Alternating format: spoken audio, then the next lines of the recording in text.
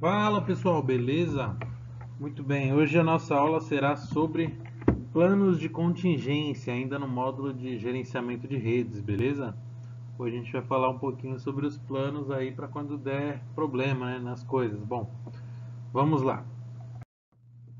Bom, gente, primeiramente a gente tem que falar o que é um plano de contingência, né? Então eu peguei aí uma definição para a gente poder trabalhar em cima dela. Um plano de contingência é um meio de garantir que a empresa possa agir com rapidez e segurança para evitar riscos, reduzir danos e recuperar o máximo de dados possível caso enfrente algum problema. Assim sendo, um plano de contingência de TI é um documento elaborado com base na análise dos riscos aos quais a empresa está sujeita, considerando os recursos disponíveis para a definição das melhores maneiras de lidar com possíveis problemas, como falhas técnicas, invasões, falta de energia e outros. Bom, gente, então é um plano, né, uma forma da gente garantir, da gente manter os nossos serviços ativos. O que a gente pode falar quando a gente diz serviços? Tudo. Então a gente pode falar, por exemplo, se for uma empresa de distribuição de luz, a luz não cair, né?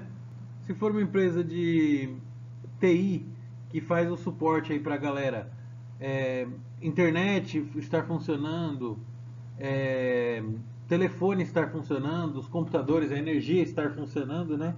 Para poder atender o pessoal. Se não, ele não está funcionando o serviço, certo? Se a gente estiver falando de uma indústria, as máquinas continuarem trabalhando independente de uma queda de energia, independente de um galpão ter tido algum problema, alguma catástrofe é, natural, né? Como acontece, tipo um tornado, um furacão, não aqui no Brasil, mas acontece em outros países, né? É, e aí ele fala aí alguns problemas, falhas técnicas, invasões, se a gente tiver uma invasão de um hacker, será que a gente consegue manter o nosso serviço ativo? Tem um servidor replicando o serviço? É, tem uma proteção, um antivírus, né, que evite esse tipo de problema? As falhas de energia que a gente falou, utilizar um gerador, um no-break. Falhas técnicas, acontece, né, gente? Nem tudo é para sempre. Às vezes um aparelho é danificado com o tempo, né? E acontece essa necessidade aí, beleza? Essa definição aí é do administradores.com.br, tá bom? Então, o plano de contingência é uma forma da gente definir quais os problemas que a gente tem e buscar uma solução para eles antes deles acontecerem. Então, é um plano de preventivo, né? A gente pode dizer isso, né? É muito interessante, muito importante para as empresas, tá? Bom, essa etapa, esse slide é bem curtinho, mas ele é bem extenso se a gente for pensar. Por quê? Quais são as etapas para a criação de um plano de contingência? Então a gente tem que pensar que a primeira coisa a fazer é analisar os nossos ativos. O que são os ativos? Tudo que a gente tem de equipamento. Então a gente tem computador, no break, servidor, roteador, switch, tem de tudo, né? Tem impressora, um monte de coisa. Primeiro a gente tem que listar tudo isso daí, certo?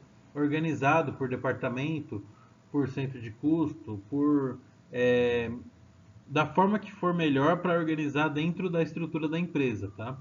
É, e aí, depois que a gente definir todos esses ativos, a gente vai definir quais são as estruturas, o serviço, como ele funciona.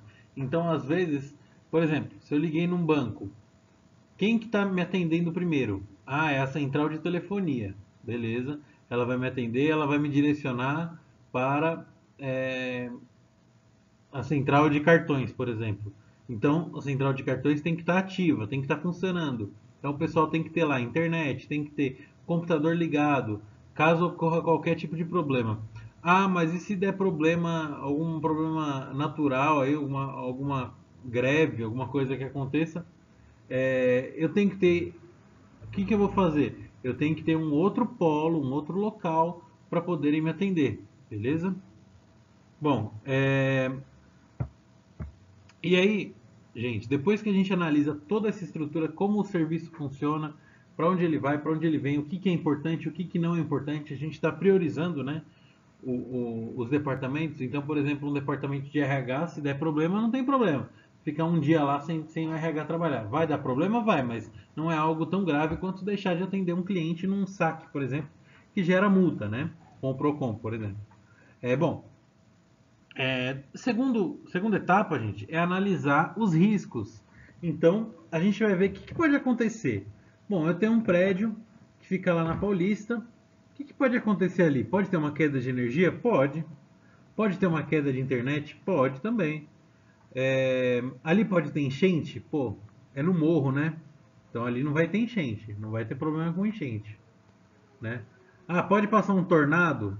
Ah, eu tô no Brasil. No Brasil não vai passar um tornado, um terremoto, nada disso vai acontecer, né? Mas eu posso ter, pode estar acontecendo um protesto na Paulista que vai impedir dos funcionários, dos colaboradores entrarem no prédio e assim trabalharem, né? E assim a gente tem uma estrutura de TI funcionando e trabalhando. Então eu tenho que ter um outro prédio para contingência, né? Então, por exemplo, quando eu trabalhei no Itaú, ele tinha outros prédios pequenos, salas comerciais, que só funcionavam para poder fazer a contingência, ou seja, em momentos desses, eles conseguem trabalhar, mesmo que seja em pequena escala, mas atender os clientes, beleza? Outros riscos que podem acontecer, pô, é, eu posso pegar um vírus no meu computador, eu posso colocar um pendrive lá cheio de vírus e danificar tudo, né? Também acontece. E não é coisa difícil não, acontece mesmo, tá, gente? Outro risco que pode acontecer, um hacker pode invadir meu computador e mexer por mim e apagar informações também, né? Bom, e N outros riscos, né? Dei só alguns exemplos. E assim, quando a gente define os riscos, a gente define a forma como se resolvem esses riscos, que são o desenvolvimento de possíveis soluções de contingência. Então, pô, se é um prédio que deu uma enchente, ah, para isso eu tenho todos os equipamentos acima do térreo, né, do primeiro andar lá, justamente para proteger esse tipo de coisa. Eu não tenho nada no subterrâneo. Que nem a gente falou, é um lugar que pode ter protestos, pode ter greves, então eu tenho um prédio de contingência. Para evitar invasões, eu tenho que ter um firewall muito bom, eu tenho que ter um antivírus muito bom, né? Para poder proteger a minha rede contra invasões de hackers, né? Existem N outros problemas, tá, gente? Tô definindo aqui os principais, né? Mas se fosse num local aí, por exemplo, que tivesse algum problema de terremoto ou de tornado, o prédio ele é feito para proteger esse tipo de problema. Se não, eu tenho que ter outro prédio para poder ter essa estrutura atendendo enquanto está acontecendo algum terremoto, alguma coisa assim, certo? Existe também gerador, no break de alta capacidade, né? Isso tudo a gente vive no dia a dia. Até num supermercado, por exemplo, a gente vê que apaga tudo, menos os computadores, né? Para você poder sair do mercado pagando suas compras, né? Link de internet, gente, outra coisa muito importante da gente falar. É, Normalmente empresas grandes, hoje em dia eu tenho pequenos clientes aí que já estão querendo fazer isso também. De tão dependente que a gente fica da internet, o cliente ele quer ter mais de um link de internet. Então, por exemplo, o cara tem um link da TIM e um link da Vivo. Se um cair, o outro sobe, o outro funciona, né? É bem importante isso daí para quem trabalha com internet, com os meios digitais, marketplace e tudo mais, né? Bom, e por último, gente, a gente tem que testar tudo isso. Então não é só a gente falar, ah, não, eu preciso ter um antivírus. Não, eu preciso testar, eu preciso ter uma equipe, se for uma empresa grande, é claro, que vai invadir o meu sistema para ver se o meu antivírus vai poder bloquear isso daí. Eu tenho que ter uma equipe que organize os prédios de contingência para ver se está tudo certinho para o pessoal trabalhar caso ocorra algum problema. Eu tenho que ter, de vez em quando, fazer uns testes, mesmo que seja de madrugada, nos no breaks, nos geradores da empresa, para ver se eles estão funcionando. É, eu tenho que fazer análises de engenharia da estrutura do prédio, né? Para ver se ele vai aguentar um tornado, um terremoto, se for em algum lugar que tiver esse tipo de problema, né? É, depois de testar tudo, tudo funcionou beleza, a gente tem que documentar e deixar isso bem claro para todo mundo que vai ser influenciado por esse plano de contingência, né?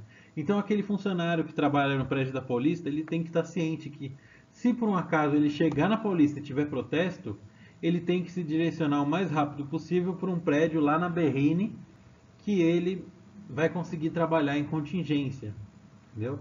É, a mesma coisa é, com relação a todo tipo de problema, tá? Então tem que estar documentado para outras equipes, outros turnos também trabalharem em cima disso. É, tem que tudo ter revisão, então é um ciclo. Não é como eu coloquei na imagem, né? Registros, plano de contingência e eventos, né? E vão acontecendo as coisas e é um ciclo. A gente não pode parar de rever esse plano de contingência, tá bom? E sempre fazer análise de todas as soluções de contingência para ver se está tudo funcionando belezinha, tá bom? Bom, gente, é, e por que que a gente deve adotar um plano de contingência, né? Isso aí eu peguei da nossa apostila. Vamos ler um pouquinho. O plano de continuidade operacional tem como finalidade prover a organização de procedimentos, controles e regras que possibilitem a continuidade das operações, ou seja, manter as operações vitais de uma organização, mesmo na eventualidade de um desastre em suas instalações, minimizando perdas de negócios e impactos na entrega de produtos e serviços aos seus clientes e usuários. Para a obtenção de sucesso nas ações dos planos, é necessário estabelecer adequadamente os gatilhos de acionamento para cada plano de continuidade. Estes gatilhos são parâmetros de tolerância usados para sinalizar o início da operacionalização da contingência, evitando acionamentos prematuros ou tardios. Ao ocorrer um desastre, a equipe do plano de administração de crises deverá fazer contato com a equipe responsável pela administração do plano de continuidade operacional, o qual entrará em ação para não deixar os processos da empresa se prejudicarem por conta de ativos empresariais ficarem indisponíveis por longo tempo. Após o retorno à normalidade, relatórios deverão ser entregues para equipes que operacionalizem o plano gestor o plano gestor, com informações sobre o evento, apontando características do objeto de contingência, percentual de recurso afetado, quantidade de recursos afetados, tempo de indisponibilidade e impactos financeiros. Então, gente, tudo isso daí que ele está falando é basicamente a gente não pode deixar o serviço parar.